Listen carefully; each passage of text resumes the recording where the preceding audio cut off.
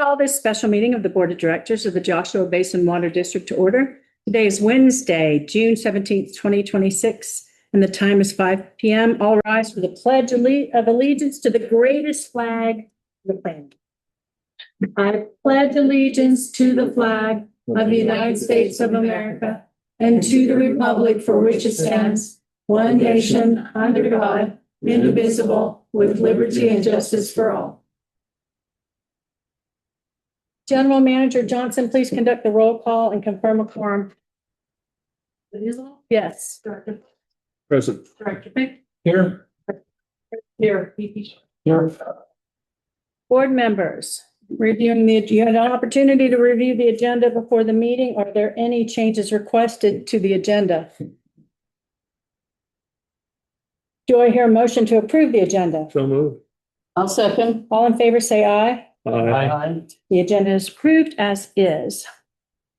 Public comment. Reserve item 4 on the agenda for public comments.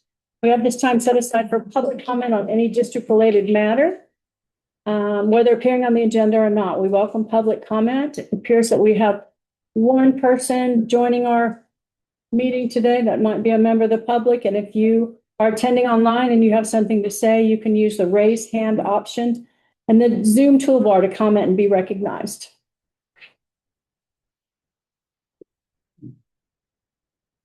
Hearing none, the public comment period is closed. We'll now move to agenda item 5, which is the consent calendar. Items on the consent calendar are expected to be routine and non-controversial to be acted upon by the board at one time without discussion. If a board member would like an item to be handled separately, it will be removed from the consent calendar for separate action. Items on the consent calendar today include the draft minutes from our June 3rd, 2026 meeting, the conflict of interest code, the statutory and regulatory requirements. I'm going to do this correct for the board. Is that right? All those things are on there. Statutory and regulatory requirements for board adopted salary and the contract renewal with West Coast Civil for as needed engineering support services schedule. Is there a motion to approve? I myself have something to pull. I'd like to pull the draft minutes. What I would like to say, Before you pull. all right, oh, sorry, excuse me. Item 5A has been pulled for separate consideration. Is there a motion to approve consent calendar items 5B, 5C, 5D? So moved. I'll second. All in favor, say aye. Aye. Regarding the minutes from the 6/03/2026, in those minutes, I believe it said that General Manager Johnson was now preparing a manager's report at the request of the president. She did an excellent execution on this, and I would love to take credit for it, but numerous board members had requested a written report over time, and so I don't want to be appearing that I was the one that was 100% behind that. I'm not sure. Can you just change that to request of the board, please? Thank you. Doodad right here. Where was it on the? It's in the minutes. But where in the? It was a loose piece that was on your desk when you walked in. 9? Oh, that's. Yeah, right there, page 11, under General Manager Report, Johnson reported on the following. She stated at the request of the board president, a written manager's report. Okay. So at the request of the board, I think it's more accurate. All right. I had something. Director Flowen? Regarding that manager's report, how much time did it take to do that? Well, it's new for us, so we're not tracking the actual time that it's taking, but it's multiple people involved. So we usually start it at the end of a board meeting, and we have it in a shared file, and we add items as they come up so that it's fresh. Okay, I see what you mean. We always track the time, but so far it's been a good process. Well, I do like it. It's something that can be disseminated to people too rather easily. And then they're not relying on me to tell them something. So, It's a good way to get something slipped through the crack that we wanted to share with the board, but it is also very similar to what was in the minutes in the past, just a little bit more thorough. And so And sooner. Well, you get it, you used to get it verbally and then you got it documented in minutes. Now you're going to get a summarized version verbally and you'll have a full report at the time of the meeting. Yeah, I think this goes way beyond President Doolittle. I think this goes way beyond what's in the minutes. And I'll tell you how it was really helpful to me. I was actually able to review the last report from our last meeting, whereas in the past I have to wait for the minutes. But, so I don't have that written reference before the meeting. And so it's garbage in, garbage out for me, not saying that it's garbage. I don't remember everything that's said, so it's helpful to have something read. Seeing no further, Director Fick? Just one comment on this. I think I reviewed the other boards in the Bongo Basin, and our board is easily the most transparent ever. And this work by the manager is making it even more so. So I'm quite happy with it. And stuff, not just me. That's that. Okay. All right, is there a motion to approve item 5A, draft minutes from June 3rd, 2026? So moved. Second? Okay, I'll second. It's actually item 6. Yeah, I see item 6. I'm sorry. Yeah, item 5A, which is now item 6 on the agenda. With the amendment. With the amendment. With the amendment? President struck. Oh, President struck from the minutes. Yes. Is there a motion to approve item 6, the draft minutes with the amendment per the request of President Doolittle? So moved. Second. All those in favor? Aye. I see hearing no opposed, the motion carries. Now we move on to the action calendar part of the agenda. Item 7A is a temporary labor staffing agreement with Water Talent, which can be found on page 44 of the agenda supporting materials. This action requires authorizing the general manager to execute a professional services agreement. General Manager Johnson? Thank you. We have, we've got a program with Water Talent, and it is lowercase water. You saw that in the report. They are a specialized temporary agency that provides certified individuals on a temporary basis that are highly qualified.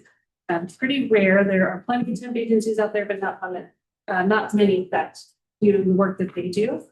We had some conversations with them, and they think that they might have some placements for us for possible director of ops and maintenance supervisor. But we can't move forward with interviewing these folks until we have an agreement. So you'll see that it wasn't in your agenda packet because we were still negotiating the terms, but you now have it as a handout and it's available for the way that would like to have it. The proposed agreement would allow the district to issue a task order for individuals under those job titles and place them for services. This is not our favorite option in the whole world, but we do have a major gap and we need help. So we think that this would be a good way to provide that to us. And especially while we're still negotiating with CalPERS on retired annuitant status of Ray. So if you have any questions, I'm happy to answer. Board, are there any questions on this item? Director Fick? Okay. Is this the same group that's headhunting for the director of operations? No, great question. No, they have a similar name. That's Water Workforce, Water Talent. Similar first name. though. Oh, because the other one, the headhunters were offering a substitute interim director also of operations also. Great for assistance, but it's not somebody here on a regular period of time. So Okay. Okay, I'm an associated situation. How many possible directors of operations have we had interviewed by you in the last, 3 months? Oh, well, 2, I believe. It's because they have sent us a message that Water Talent, that is, Water Workforce, now I'm getting confused, sent us an email. They're finding that this being a very, very hard recruitment. So Wow. we did our best on our own. We've solicited now for help. They're finding it to be a very tough one. This director of ops position has been an issue for this district for at least the 10 years that I've been here. We've had it filled interimly on a couple of occasions. But it has always been an issue. I think when I started here, there was a gentleman in position that was a great hire, but ended up not staying at the district. And ever since then, it's just been kind of a revolving door. I don't know exactly the reason why, but I have some suspicion it has to do with the caliber of person that you need to fill this position. They're often going to be in an experience level that is putting them in the age range of maybe 10 or 15 years away from retirement. And for them to leave an agency that they're currently at and come here is a big deal when you've already been somewhere for so long. And when you come somewhere that has a lower CalPERS plan.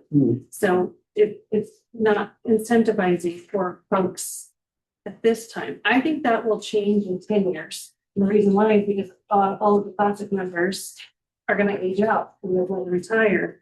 And then everybody's PAPRA, and that won't be an issue, but it is going to be an issue at least for the next 2 years until all of people in my experience level and age range age out and begin to retire. So I understand it. We have a lot of incentives to bring in folks here. The salary looks very fair, competitive to the market, benefits look very fair, competitive to the market, but that loss in CalPERS is a big hit for anybody that is near my, I don't want to say age, but that's pretty fun to see. Okay.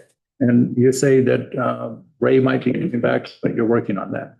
It'll be a different capacity and won't be a director lots. CalPERS only allows for one appointment into a vacant position. And because the contract he was in has had a limit, he's no longer eligible to go back into director lots. We're trying to work on him being an extra help position. Which is the only other way you can have a retired annuitant. You can't have an extra help position to a big position. So the rules are tricky, and we want to make sure that we abide by the rules. And we certainly do not want to do anything that's wrong. Number one, and number two, we don't want to impact Ray's retirement because he will ultimately have, to pay the consequences for not doing it right. And so we need to do it right. So the goal is to get it filled, but in the interim, I'm hoping we can at least get somebody here that has experience that can help direct traffic, so to speak, until we get the placement full-time. Okay. Well, in the last week, I came 22 miles short of Cedar City, so I know how long or what. It's sacrifice, isn't it? It's 7 hours driving. It's rough. Yeah. Director Dawsberg. A couple quick questions. I appreciate your thanks. I'm just curious how you found this particular water talent. And also, it mentions that it would be good, this term of this would be for 2 years. Unless we find a permanent person, right? Within those 2 years. So when we bring someone in through water talent, typically they're retired folks already. And so they'll still have the same limitations of 6 months. So, the contract itself is good for 2 years, but the task order will be most likely 6 months. 90, I'm guessing, but 95% of his folks in his talent pool are retired annuitants. Yeah. Do you just Google water then? How I found them, you remember I had a very strong HR background, and I have them in my Rolodex because I'm old school. And we kept in touch through the years. And I reached out and said, we need help. And he says, I think I can help you, but we got to get a contract in place. Okay, I'm just curious. Interesting name of the company. Yeah. President Doolittle here. I have a few things. I'm glad that this is being done because the board has been urging general manager to find some help. And so I'm glad that she's reached out to this company to help. We haven't had a chance to read this contract because of, how it was agreed to. I just want to ask council, is there anything extraordinary in this contract or anything that stood out in negotiations that the board should be aware of? No, we reviewed that and it was based on our contract and nothing in particular stands out as something that I would raise. I have a question. So, it's up to the operations of the district, but am I assuming that this help would be in person or could some of it be done remotely? This would be an in-person. Yes, Director Short. Do we have a cost estimate on this yet? It's expensive. budget that is set for the salary of the position, so if we come out of that budget, I expect that we may have to come for a budget adjustment on this. If you remember before we were able to get raised, this is the company that I contacted and it was going to be double the price. So it's going to be double, but remember it's 6 months at a time. Yeah. And right now, you've got me doing 3 roles. Yeah. And others that are helping, you know, everyone's pitching in where they can, you know, today went and did end of the day for me, you know. And there's things that, you know, people are helping with, and I'm very appreciative of that, but, you know, a vast majority of it is pushing my direction. Yeah. I want to say we should have a not to exceed on it, but I think we need this too much. Budget, you've already set the Yeah. budget, and so if we see that it's getting to a budget, then we're gonna bring it back for All right. a relook. And if you remember, we also put temporary help into the budget. Oh, Yeah, yeah, yeah, yeah. we have the Okay, budget, good, and yeah. so, once, you know, Ann will probably see them propose about that when we're making the invoices, and once we start getting close, you know, we'll bring it back. Okay. But, Director Sloan? well, the main thing was that, we've mentioned here twice now that this is just another step in a long-running effort to fill the position there. And as you pointed out, there's an expense to this. But we tried other means first before we resorted to this. So We've tried every means. we're being economical in a unfortunate sort of way. Long-term problem. I remember Susan Greer talking about this when I was here. It sends way back. I think we might need a signing bonus, a huge signing bonus. All right, so anything else? All right, The CAC. you didn't indicate, did you indicate? I think it's a great idea to do, you need to fill that position. Even temporarily. Yeah. Yeah. Maybe we'll get someone great that teaches, you know, with coaches and guides, and, you know, we can. Like, maybe get another Ray, wouldn't that be nice? So, yeah, it's always good for that. So we'll learn. I'll entertain a motion to authorize the general manager to execute a professional services agreement with Water Talent LLC to staff positions as needed. I'll make the motion. I'll second. Roll call vote, please. President Doolittle? Yes. Director Plowen? Yes. Director Beck? Yes. Director Jonesburg? Yes. BB Short? Yes. Thank you. Motion carries. Moving on to 7B, water availability charges. Consideration of those for fiscal year 2026, 2027. The board will consider adopting a resolution establishing the charges and authorizing collection through the county tax roll. Ann, would you present the item? Thank you very much. Good evening, and we have a very important but routine item before us tonight. This is our annual water availability, aka standby charges that have been in place unchanged since 1996.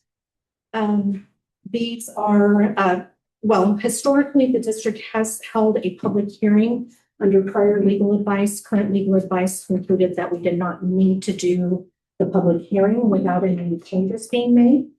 So that's the process a little bit more.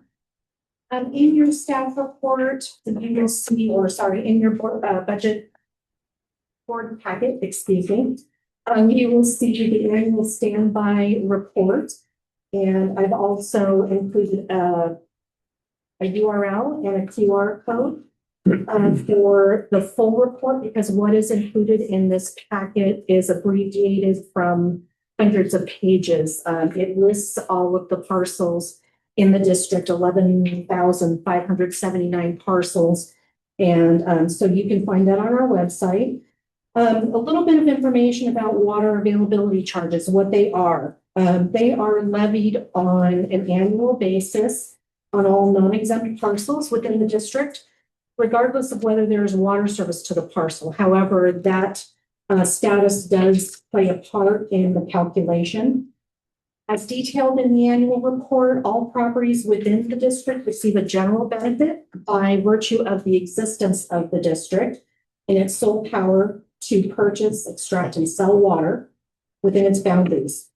Other properties also within the district receive a special benefit due to the availability of supplemental state water project water source. Yeah, so this year, what we are proposing is a charge of $1,186,269 that will be billed to those 11,579 parcels within the district. And that is billed annually via the county property tax roll. It's a very efficient way to bill this rather than billing it in-house. They do it very cost effectively. I believe it's about 30 cents they charge per parcel. So, that is not a cost that we could ever match internally. And this total revenue amounts to about 9% of our overall budgeted revenues. With that, I'd be happy to take any questions and recommend adoption of resolution 610 Directors, any questions?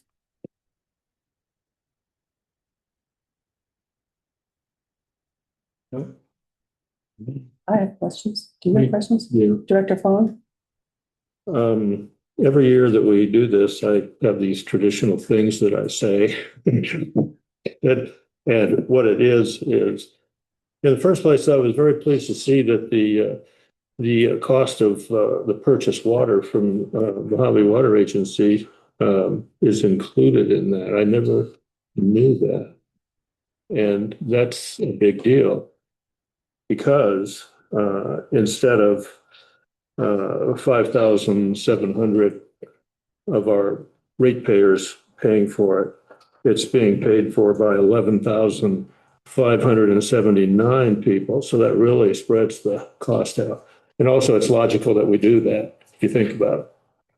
And that's the key part. If we say no to this, that means our ratepayers are paying the full 1,186,000 instead of spreading it out the way we do. That's all. Thank you. Thank you. All right, President Dillon, I have a few things. Thank you. So when you say you're proposing the amount, does that mean that we're voting on the proposed amount? Because it seems to me the amount is what the amount is based upon the schedule and everything. So I'm just trying to understand that. Right, I probably misspoke. It just the charges being placed. Well, first of all, the charge is something that the board to consider whether to continue that, and also whether to continue placing on the property tax rolls. The amount is the calculated amount.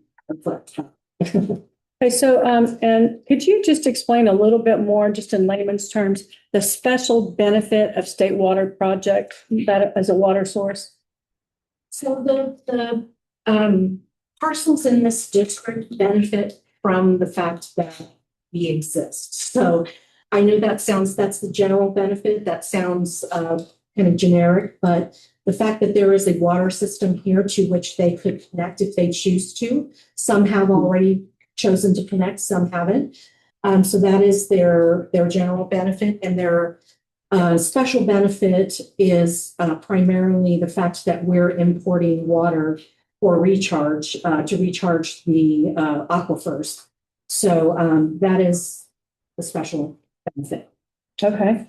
All right. If we could go to page 47 on the agenda, number 47. And it's the fourth paragraph down where it reads, the district's water availability charges are necessary to identify and pursue projects and water sources necessary to maintain the basin in light of steadily increasing overdraft of groundwater supplies and in anticipation of the need for supplemental source of water, including the supplemental recharge. Is it indeed still true that we have steadily increasing overdraft? This resolution goes back many, many years. And so I know that is why the recharge was initially initiated. And so, perhaps we could fine tune that a little bit, going forward so that it doesn't it does sound a little more extreme or concerning than maybe it is at this point. We have been recharging approximately what we've been producing, what we've been extracting. So I wouldn't say that we're in a state of overdraft because of that. But we're not in overdraft because of that. So, if that's a concern, though, I can work with council on that for next year. It did seem to me, I don't know what anybody else thinks, but I did go through this really carefully. It did seem to me that it needed to be updated. Okay. But, that's what anybody else on the board thinks about that. I Well, read it. Can you update that without it being a big procedural thing? I'm sure we could. We could do that now, too. We could do that. Just take the word out, and to maintain the basin. from overdraft. One more thing when you're done. please. Okay, so then, on pages 48 and 49, paragraphs 5 and 6, so I'm just start on page 48, paragraph 5. It talks about the revenue and it's used to finance the capital costs. And meeting debt repayment obligations and financial reserve requirements. So what debt repayment obligations is that? And yeah, And where are you? okay. So it's on agenda page 48, Yeah. number 5 at the bottom of Oh, the page. So right now, we have included in the summary of charges on page 55 in the table there. The last item is the capital improvement replacement CIRP debt service, $267,891. I may want to change that name going forward. So that's specifically the debt service that we're including in this, but you can see that the charges to which we dedicate this revenue exceed the amount of the revenue significantly. So even without that debt service, it would exceed the amount of the revenue, the charges would exceed the revenue. Okay, and so that's repayment of debt related to capital projects. That right? What you said right there. All right. Thank you. And so now on page 59, so it's agenda, page 59. It's exemptions 3.4. So this was a great report by NBS, by the way. So it's exemptions 3.4. So I thought this was really interesting. So, and I'm sure we talked about it before, but BLM lands and other publicly owned lands not previously assessed are not subject to assessment. But here it says the district proposes to clarify that such lands which should not be entitled to connect to the system or receive water service unless a fee is paid, which is equivalent to the standby charge, which would have been assessed if the property hadn't been exempt. So is that new or has that been there?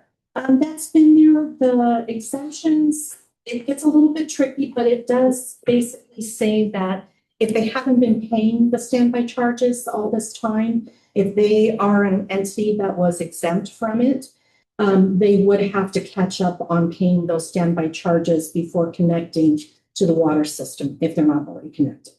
So if that's BLM land and BLM land sells that land, if they decide to sell it to an independent resident here, does that also apply to an independent resident? No. It doesn't transfer. They would not be exempt, but they would be subject to it, but they would not have to, that resident would not be held for the prior standby charges. Would the proceeds cover that? From that sale? No, I mean, would they be involved?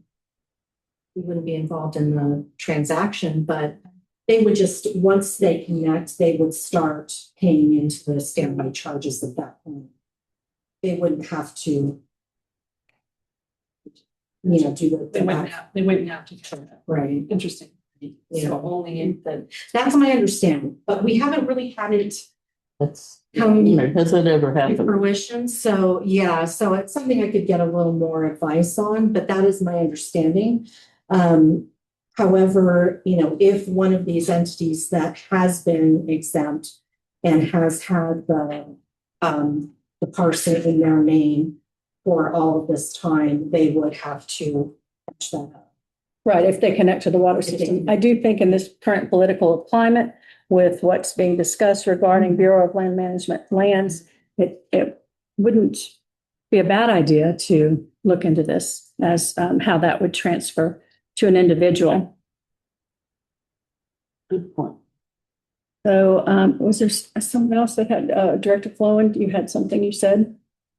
Just to aggravate Kathleen Radnich a little bit, some years ago, this is the thing about everybody has a benefit regardless of whether they have an account or not with the water company. She said, without the water, all you own is dirt, and which definitely says that you have a real financial benefit from having water available. And so you have to share on the cost. And fire protection, yeah, fire, right? Thank you. Director Fick? I'm sorry. Well, I just wondering, do we have first call if the BLM sells some land that our reservoir is on top of? Do we have first call to purchase the land from them? It's a good question. The charging is still. Oh, it's outrageous. For the road, I think. Right. Yes. Yeah. It's a good question. We'll have to investigate. I don't have the answer to that. I don't know that we would have first dibs, but I'm sure there'd be some sort of language within our agreement that would help us with that situation, but we'll have to look into it. Okay, thank you. Well, little follow-up. Oh. You're leading me into another part of the discussion. It says, Director and other Johnson. publicly owned lands, does that include native land? No. Yeah, that's another area that we have not really had to deal with until recently. So it's another area we'd have to really delve into probably on an individual basis if that came. But the current lands they are paying their standby fee, right? It looks like they have caught up on that, yeah. What would other publicly owned lands look like? The county? County land? County, Park. US government. yeah, the US government. Do we have that in our district? Not currently. Yeah. National park potentially, but it's not currently in our district. Yeah. Right. It's borders. Yeah, I never really thought about that. Yeah. Does the post office? DOT. They're No, not. the MDLT is subject to it. Yeah. Yeah. What about the post office? I've never looked at that one specifically, but we do have a few that are US government. So I've never looked at that parcel specifically. Hmm. It could be one of the US government. The issue with the exempt parcels is that they're exempt from property taxes. So the method that we use to bill this also cannot be utilized. So we have to bill them manually. And so I know we do have a few that are US government that we bill and are not always successful in collecting because it's very hard to find a contact at the US government. Yeah, it could be the post office for all I know. What about HUD housing? I'm sorry. Director HUD, Jarlsberg. what about HUD housing? I don't think so because I think they're still privately owned. I think that's just a program for Funding. Ownership. funding. yeah. Financing, yeah. Okay. All right, any other questions from the board? Is there a motion to adopt resolution number 26-1089 with the amendment as discussed, establishing water availability charges for 2026-2027 and authorizing collection by San Bernardino County? Make the motion? Second, Second. roll call vote, please. President Doolittle? Yes. Director Paul? Aye. Director Fick? Yes. Director Jarlsberg? Yes. VP Short? Yes. Let the record reflect that resolution number 26-1089 has been adopted. Item 7C on tonight's agenda concerns an annual resolution to authorize the county to collect Copper Mountain Mesa, CMM, assessment district charges via the county property tax rolls. Director of Finance, Ann Roman, please proceed. You again. All right, so same as the last item. very important, but very routine. We do this annually. This is basically what's passing along the bond repayment charges for Upper Mountain Mesa Assessment District. The bonds are through the USDA, and we do have to submit a new resolution each year to the county. We used to be able to do this under an old resolution. Now we have to adopt a new resolution annually. And so basically what this covers, this calculation, which is still being finalized, but it covers the debt service, so we know that amount. It covers the NBS administration charges, and it covers the district's administration costs. And so that calculated amount we anticipate to be 260,000 or less, and that will be billed also through the county property tax rolls to the CMM participants.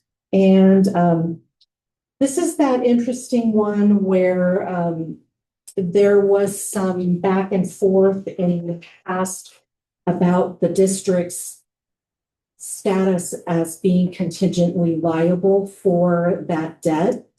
I believe the final conclusion was the district was not contingently liable for that debt.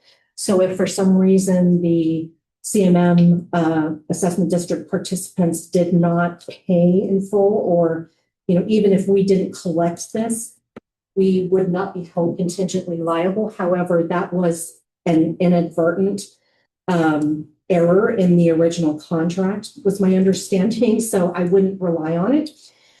So basically, because we are the administrator of this program, it is upon us to bill that bond debt service back to the participants of the assessment district. And with that, I'd be happy to answer any questions.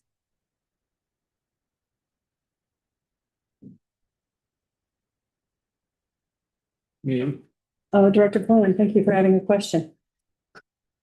So this is something that NBS also administers for us too. And it is, I assume, labor intensive because when people pay their property taxes, they do it at all different times, if they pay at all. Yeah. Kind of thing. Do we send out delinquent letters from here, or do they do that? They send the delinquent letters on our behalf, and I just saw those come through recently, and they charge $10 per letter, which I think is actually a decent cost. And that gets passed along to the assessment district participants. So all of the costs, the NBS costs, the district also prepares an accounting of our time that we spend working on administering this program internally. So we have some things that we do as well, and we account for all of that. And between the debt service, the NBS administrative costs, and our administrative costs, all of that gets spread out to the assessment district participants. And that's that third number. One of them is principal. One of them is, and this is in the budget. One is principal, one's interest, and then the third one combines UPS's expensive with ours. Okay. And do we, occasionally we make an extra payment, which suggests to me that we do accumulate a certain amount of reserve, which would cover if there was a delay in making the bond payment. Yes. We could draw from that to make the bond payment. That's correct. We do have a reserve fund that is about one year's payment that we are required to keep in reserve. So we have that in a legally restricted fund. So yes, we have that to draw upon. If that happens, then we have to start notifying people, and it triggers a series of events. Yeah, you're correct about. So we wouldn't necessarily have to draw from the water company's reserves to pay this if there's a delinquency of some kind, unless it goes so long that we exhaust that little reserve fund of a couple of $100,000 or whatever it is. And this may be a good time for me to mention too, that those prepayments that, the bond call, that we have done in the past, we've been working on preparing another one. We've run into some issues with USDA. They are no longer willing to provide us, or they have said they are not willing to provide us with an amortization schedule, an updated schedule of the principal and interest, payments that are due, and we're trying to work with them on that. Something happened on their side and they're trying to straighten it out, but we're still trying to prepare another one of those prepayments, and we're hopeful that they'll cooperate with the information that we need from them to do so. So that's just a little hitch in the process there, hopefully. That's good news. Yeah. Thank you. So I have a question. I was a little confused. I have a couple of things, but I was confused when I read the analysis sentences because it said we utilize the property tax rolls as the method to collect the bonded debt payments. Then it says now requires an annual resolution for this purpose. So I didn't understand. In my mind, I was like, okay, we're not doing tax rolls, we're doing an annual resolution. So what does annual resolution mean? So what we have been doing this annually, but without renewing or adopting a specific resolution each year. They have based that authority on the original resolution that was done when the assessment district was. Now they want a new resolution each year to show that the board has authorized putting that on the tax roll. So does that mean we send them the resolution? Yeah. Ah, okay. All right. Yeah. So I didn't understand that. So do we explain in an FAQ or anywhere on the website what the charges on the property bills are? I know we have information. We have all of this. We have the CMM information up there when we do our annual report. I don't have the report ready yet because it's still being calculated, but when I come back, usually in the fall or maybe early winter with the report, all of that is on the website each year. Now, whether there is a example of a property tax bill with the specific names, that I don't know. Okay, so again, President Doolittle speaking here. Now, when I ask this is because I'm interested in transparency for the ratepayer. It's not because I want to make more work for anybody at the district. Yeah. It's because I've heard people say they don't understand what these property taxes are. I've looked at them before, and before I started working with the water district, I had no idea. So it just seems like somewhere if it could say, what are these property tax charges for? Or something like that, and it'd be explained somewhere, that would be great. I'm not saying in the next month, it could take 6 years. But if it's some time, if we could have some transparency around that, I think that would be good for ratepayers. I believe in the line that is placed on.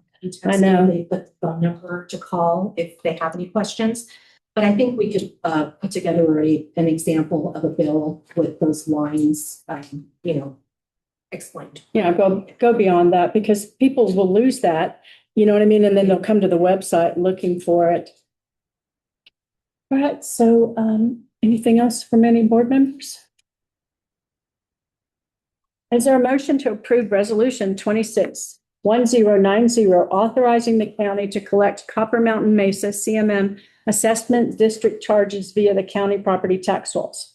So moved. Second, All right, roll call vote, please. President Kilo. Yes? Director Clark. Aye. Director Pitt. Yes. Director Johnson. yes. Amy Short. Yes. Resolution 261090 is unanimously approved. Continuing with our meeting here at 5:44 p.m., item 8 on the action calendar. Director reports and comments. I was just going to say this doesn't seem like a very stuffed meeting. So this time is reserved for director reports and comments on matters within the district's jurisdiction. For informational purposes only on subjects not covered by the agenda, please note the opinions expressed by individual directors do not necessarily reflect those of the board as a whole or district staff, and no immediate action shall be taken. Director Flowen. Been a little bit busy went out to the Copper Mountain Mesa breakfast Saturday before last, I think it was. And it was successful in that I go there just to talk to people, and I didn't leave for 2 hours. So it was an excellent effort made. Kathleen had to take a vacation from having little Tommy there with her. Also, I attended the Landers community meeting over there. It's got a long name I can't ever remember. They do mention a lot of things there, but none of it was because you have all sorts of county people there. The sheriff is there, fire departments, the representative of Don Rao is there, all that kind of stuff. But nothing that I thought was significant was there. And then I also attended the Copper Mountain Mesa board meeting too, and just sort of gave them a random update of a lot of the things that we were talking about, and took some questions and such, but that's all so far. Vice President Short. I attended the MWA meeting last week. They went over their urban water management plan as well. It was kind of nice to see it kind of go full circle from us to them. They only spent about an hour on it, which I think was enough time, but they stuck to what the bottom line was, and they're set for the future, which is good for us. But I want to again thank the staff here for the work they put into our board meetings, because there is a lot more information in ours than theirs. I really appreciate that. I'm sure the community does as well. Just real quick, on the director meeting, or not meetings, but future agenda items. I had on here the AI and the data center as well. Is there a way we could get that back on this list? I know we have something for it set up. Let's get it on the business. Oh, that's So it is on, Okay. I worked on the business plan. Not for, right. Okay. But do we have an estimated date on when that'll happen? it's in queue right now. All right. That's all for me. It's a little bit confusing. Some of that came from the strategic plan, some of it came from board director requests, so. It does make sense to maybe collect it all in one spot. It will, then the whole business plan will come over to this, because ultimately. No, just the agenda request, just the agenda request. That's what I'm That saying. it wasn't necessarily that, it was part of the business plan, it came out of the strategic. I have them indicated in the business plan where it came from. Okay. Don't worry, it's not forgotten. But they're pretty massive. Oh, wait, no, I did have one more thing. I had one more thing. The gentleman that came in last board meeting, has he reached out and we've been in touch and Yes. working on his issue? Okay. He's received his letter. Okay. Director Jarlsberg? Yeah, I had family visiting. So some things were kind of postponed. I just wanted to say we've seen a little progress on the ad hoc board retreat get together, but it's in process. And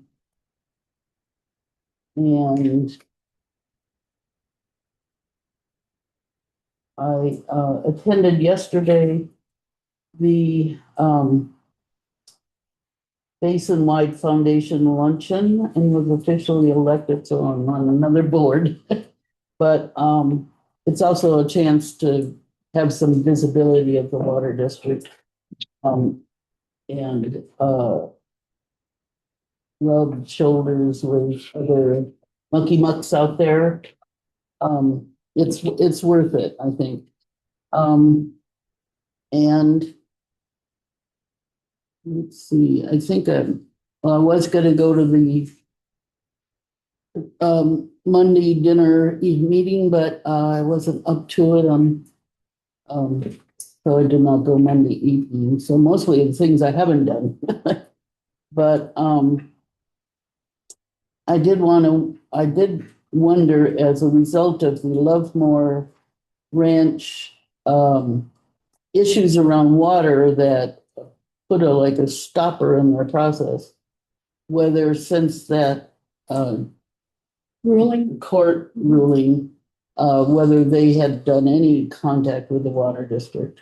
Yep, they saw. still have been in contact with us because they have, their studies that they're doing in preparation for the project, and they have put a deposit down. So we've done our due diligence and giving them our feedback and response, and let them know that we're also aware of the ponds with the CEQA. So right now the ball's in their court. We respond to them, we're waiting for them to respond to us. Thank you. You're welcome. Director Fick. Okay, to segue into the Lovemore situation, is that what they did with our water district, is that public information or not? Is it private information or public information? What does that Yeah. mean? Well, okay, The business he was given a checklist of the things he had to do. Is that available to the public or a board member? I'd imagine it would be. Because, Oh, we've given them a letter. It says, here's everything you need to do, and he's been responding, but it's directed by a lot, and I'm involved, and Ray's been involved, and engineers been involved. So what we'll do is we'll bring you an entire packet when it's ready, but if to ask for it now, it's going to be part of information. It's not gonna be a full packet, and it's going to be really confusing. So I think we'll be happy to provide it to you. It's just we're not there yet. and then also there was an article recently about the finding by the judge, and I was quoted as a water board member. When I was talking to the reporter, I was talking to him as an MBCA board member, because MBCA put together pretty much the entire appeal and lawsuit situation. And this Joshua Tree Village neighbors carried on the battle since April of 2025. And so they get a lot of credit for doing what they did. But, you know, our MBCA's and our water district has a network that is very, well, credible and worthy in what's happening. And in my dealing with the regional water board, the ombudsman, I always add a Y in there, but ombudsman Cassandra, who is retired since then, or no longer there, she was very open with me and gave me the information needed for the court and our lawyer, or not our lawyer, but JTVN's lawyer. So that was useful. And now we're talking to Kay Dunn, who is now the ombudsman for the Regional Water Quality Board about nitrates. And so that's in the future work. I also have jury duty coming up, I think. I don't know what's going on. Staying busy. Yeah, so a little later in this month, we will try and deal with Kay Dunn. So that's about it. And the nitrates is on this future agenda items. So just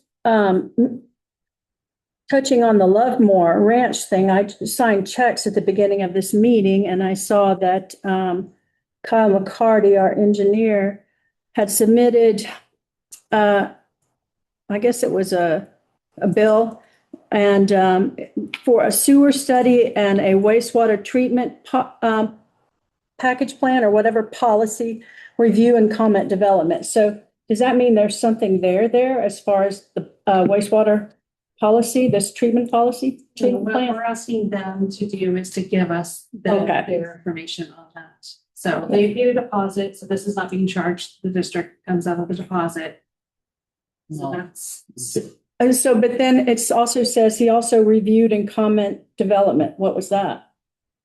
development, well, he worked, any development that comes in our doors. It can be a single family residence, it can be anything. So he does help us with any of the non-interference letter, those kinds of things. Okay, so yeah, because he spent 4 hours doing that. Also in the checks, we're moving on to Stacy, to President Doolittle's director reports. There was also something about the Santorini project. I remember hearing about the Santorini project 3 or 4 years ago. So now is that coming back up, or? Yeah, it's coming back up, and they placed a deposit yet. Not yet. No, not yet. So there's some preliminary stuff happening, but not to the extent of Lovemore. But it could be. It just depends on, that the developers are the ones that kind of push this along, and we get our part done when they come to us. I think, speaking only for myself, I would be highly interested in the general manager in her spoken comments telling us about developments that are coming along, such as Santorini. Those are the only two big ones. Oh, I understand, but I'm in the future. Let me go, my direct's coming. So one thing I want to say is I'm still concerned about the safety and piece of our general manager while she's out in public. She has shared with me some episodes of some things that's been going on. And I just want to express to the board that I'm concerned that she be allowed to feel safe in the world after some of the trials that she's had to go through with former staff and their relations. So regarding the, I am on an aqua affordability committee, as I reported last time, and there was a survey that they sent out, their second survey, and they're asking questions such as what solutions or concepts would you recommend to create a reliable, sustainable state funding source for water infrastructure that provides predictable long-term investment to support critical water infrastructure projects, environmental needs, and California's human right to water. And so I answered that, and I said creation of a water resilience fund. One thing I really like about this affordability committee is it's affordability related to infrastructure. A number that I didn't hear about, I didn't understand before, is that 85% of the water system is paid by ratepayers. Yet there's a lot of that water system that's being used by a lot of other entities that are not having to pay for that. There's a lot of attention being paid to the rural and the disadvantaged agencies. And so that's one thing where I'm glad to be able to participate to keep bringing that up, because a lot of the people on it are not from those size agencies. And so the idea is providing resources and help with receiving funding and also managing grants. And so I harken back to my first year here, and we were talking about grants, and finance director Ann Roman had to explain to us that the back end side of the grant is okay once you get it, but then you have to service the grant. And so I think that I also told him I'd like to see technical assistance also with our engineering staff and more predictable multi-year funding. And joint application processes with state and federal funding on the front and the back end for smaller and disadvantaged communities. There's a lot of discussion regarding aligning state investments and integrating water infrastructure funding across energy, housing, and climate and hazard mitigation to advance multi-benefit projects.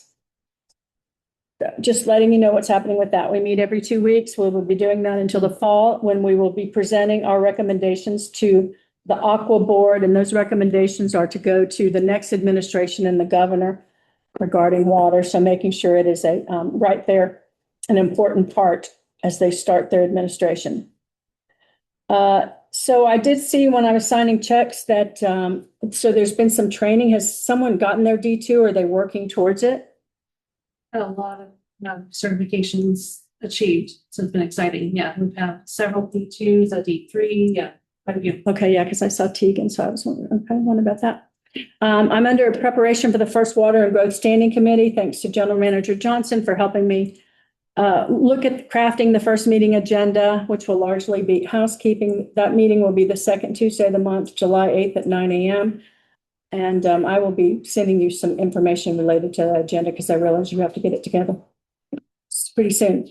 I was invited to present at a Community Science Collective meeting on Tuesday, June 16th, which was yesterday. In the presentation, I reviewed Joshua Tree's water sources. I learned a lot about basins and subbasins and aquifers. I can't believe all the time that I've been here, I didn't understand that. I want to actually do a quick pop quiz of other board members. I think Tom Flowen, Director Flowen, would probably be the only one who would pass, but I don't know. No pressure. And recharge and more. So they were very, very interested in it. And of course, I love talking about it. So it was a fun event. So Monday night, I did go to the ASBCSD meeting. That was in Chino, and it was the Inland Empire's Water Agency presentation on outreach. And I liked a few things that they had to say. Outreach is a deliberate strategy to tell people what we have and how to protect it. It builds long-term trust in the community, not just communicating during emergencies. Each of their tours are designed to promote water tech careers. They actually do an inspection tour, special inspection tour every year. And they do an escape room activity in the water quality lab to end the tour. I don't know what that was, but I thought that sounded super fun. They focus on future workforce with these field trips, and they also host homeschoolers and Girl Scouts, et cetera. They received a grant from the Department of Water Resources to create a water discovery center. I believe that is all from me on my director reports. Moving on in the agenda. Item 9, which is the general manager report. This is for informational purposes. Subjects not covered by the agenda, no action is to be taken. General Manager Sarah Johnson. You. And we'll get started on the.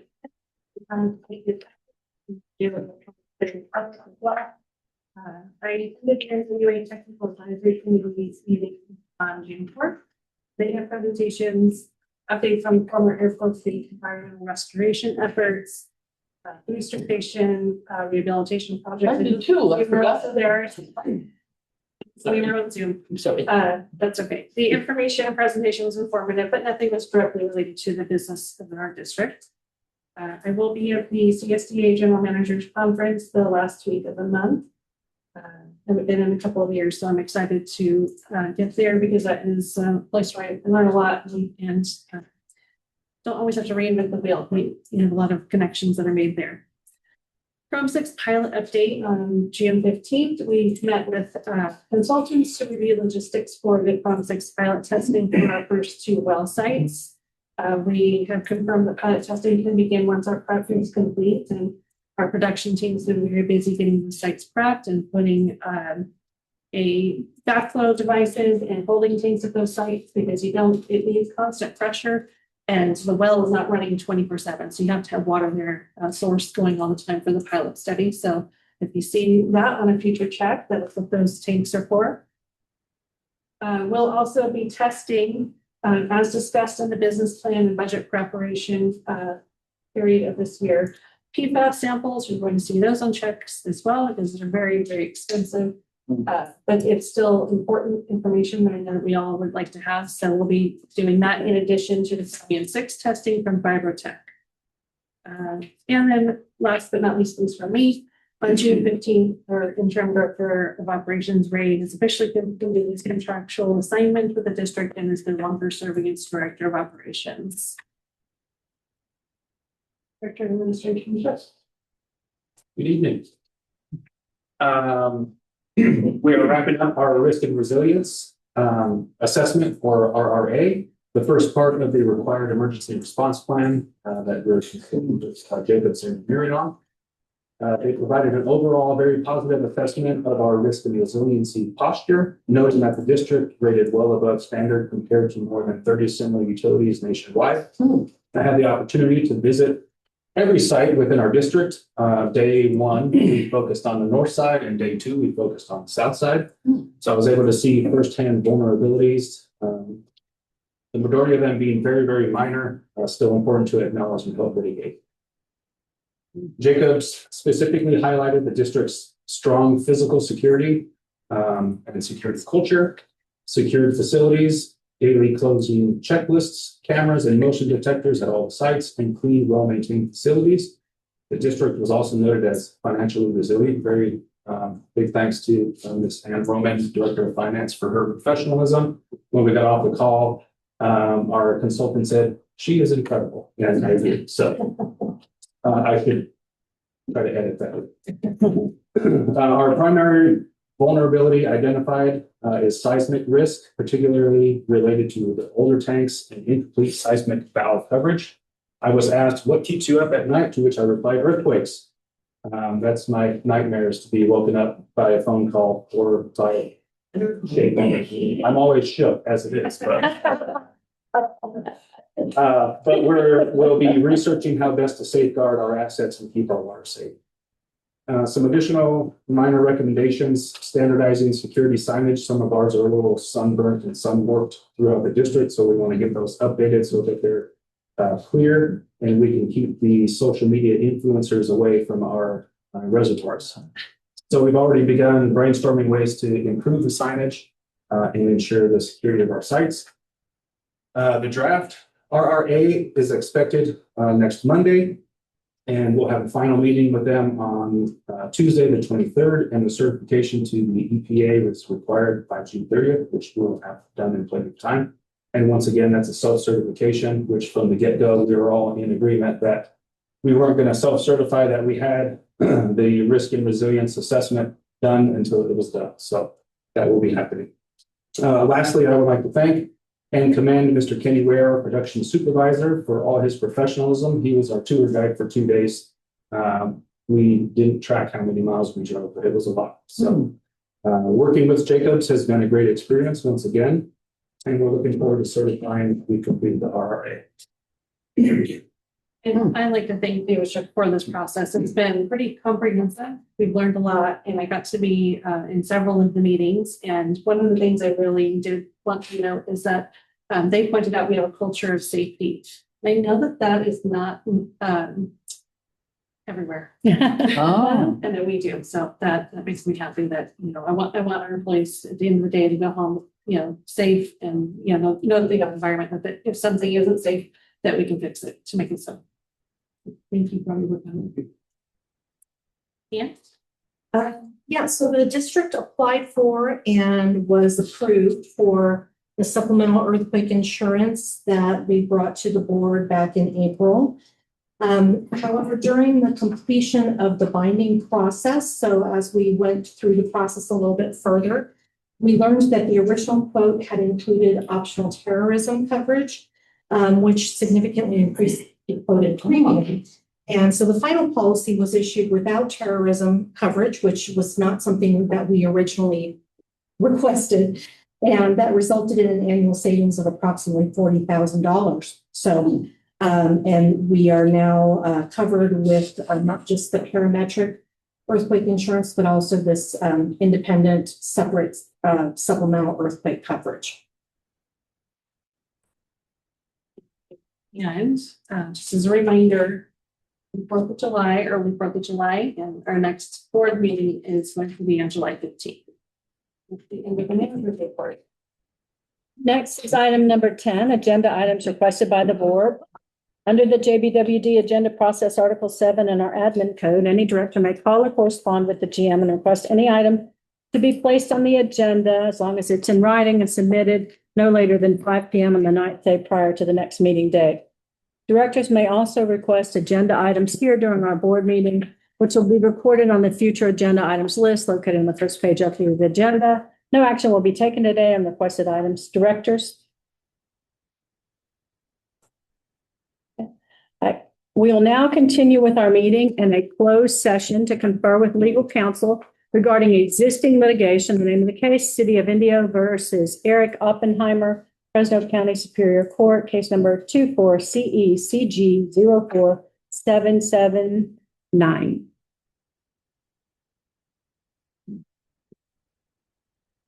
Okay. Close the meeting, right? All right, returning to our meeting, and we are returning from closed session, and we have legal counsel who is going to tell us what happened. Yes, the board met in closed session on the agendized item, and by a vote of 4-1 with President Doolittle and Directors Flowen, Jarlsberg, and Fick voting yes, and Vice President Short voting no, voted to initiate an appeal in the City of Indio matter. Thank you. And thank you, board members and visitors and staff. With no further business before the board, is there a motion to adjourn? So moved. Second. All in favor, say aye. Aye. This meeting is adjourned at 7:09 p.m.